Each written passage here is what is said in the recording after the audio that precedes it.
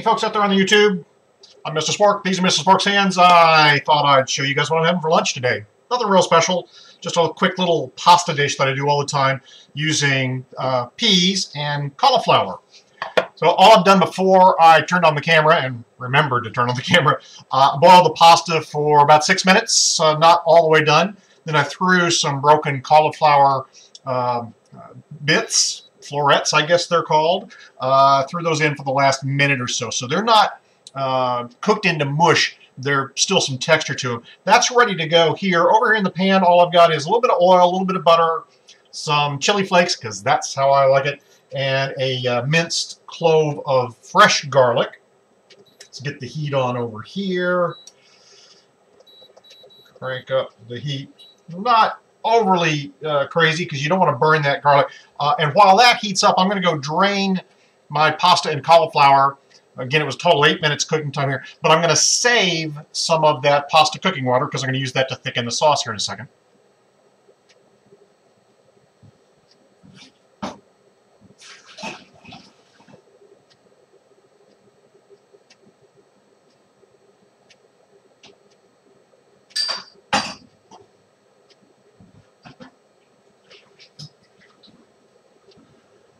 And back from the strain, there's always one strand of spaghetti that wants to stick in the bottom of the pot, isn't there? So again, that's cooked. You know, I'm going to say that the pasta is 90% there, and the cauliflower is just about where I want it. Yeah, it's just about perfect. Adjust it to taste, of course. I'm just going to put the lid on there to keep that warm. And the trick, if I'm going to use any kind of trick today, is to make a really, really light cream sauce, but instead of using cream or milk fresh, I'm going to use evaporated milk, because evaporated milk is a whole lot more stable and it won't split on you. So it's kind of a foolproof way of making a cream sauce. But like most cream sauces, we're still going to start with a roux once this oil and butter and garlic gets fragrant and up temperature. We're just going to grab a little bit of flour. Just trying to make this into a roux to thicken that cream sauce I'm going to make. I need to go grab my whisk for this.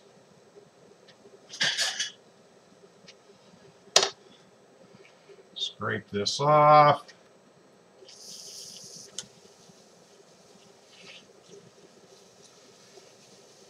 I've got a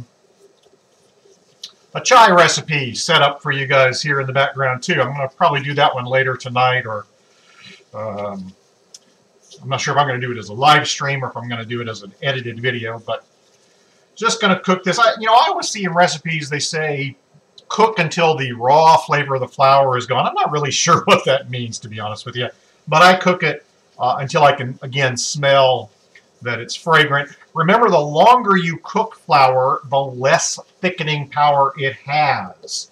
So don't cook it into the peanut butter or chocolate stage if you're trying to use it to thicken up a sauce. Those are fabulous levels of roux for other things, gumbo and things like that, but not in this particular case where we want a really light cream garlic sauce to go around this pasta. Here is my evaporated milk. That, I should say, is evaporated milk thinned 50-50 with water. That's evaporated milk from the can. We get a lot of that up here. If you ever find yourself in a bind for dairy, evaporated milk is wonderful stuff. All kinds of places to use it. Now here's where I want to thin this sauce a little bit more with some of this pasta cooking water. Nice starchy water. It's going to have kind of a clumping effect at first. Don't worry, that will thin right back out once the heat gets to it. Then a little bit more than I want, or thickening up a little bit more than I want.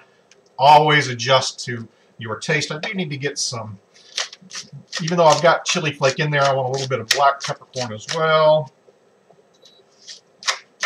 And I don't have any salt in the sauce, but I did salt the water I was cooking the pasta and cauliflower in. So I want to get just a tiny bit of salt into this sauce.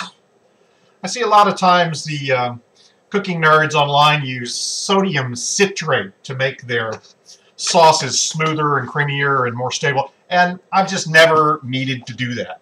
You know, if you're paying attention to what you're doing cooking-wise, sure, I can see needing it for big, large batches, but for a little tiny batch like this, just not necessary. I'm going to do just a little bit thinner here. That's about what I'm after. And now in goes the pasta and cauliflower.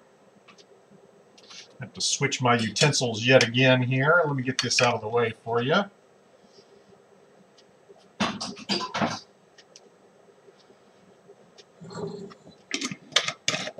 I can get it in the pan. If I can hit the pan, I'm doing good today. And there, get it kind of corralled, and then do some tossing, and that's what we're after.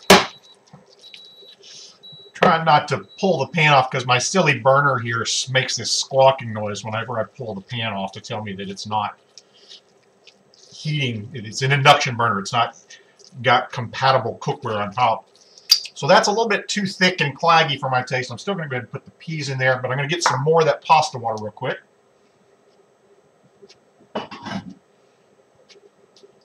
And again, thin it out till you get to what you like. If you like it thick, like a mac and cheese, go nuts and leave it that thick, but I like mine just a little bit thinner. And that, once I adjust for taste and adjust for seasoning, is pasta with a really simple garlic cream sauce, peas, and cauliflower. You could not ask for a quicker or easier lunch. Make it your own. Use whatever vegetables you've got. Spare ends of vegetables in a light garlic cream sauce. Almost never going to go wrong. Artichoke hearts works really well in there. Red bell pepper is really nice in there. I've just used all kinds of stuff basically to get to this finished result.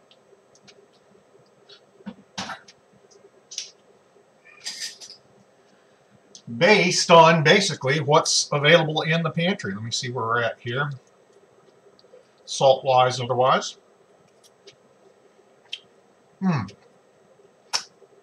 Oh yeah. Beautiful, creamy. I've got some garlic bread over in the oven. It's actually some rye bread that I made earlier today. That's just about perfect. Heated through, what was that, 7-8 minutes?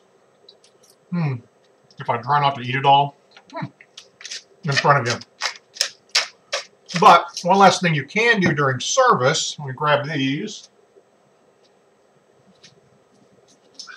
Normally I would do this out into a serving dish, but then what you can do is take, you can eat it straight like this, it's fabulous. But you can take some breadcrumbs and garnish over the top. These are Parmesan breadcrumbs, which you could do, you know, spiced with herbs or anything else. I'm just using up basically what's in the freezer.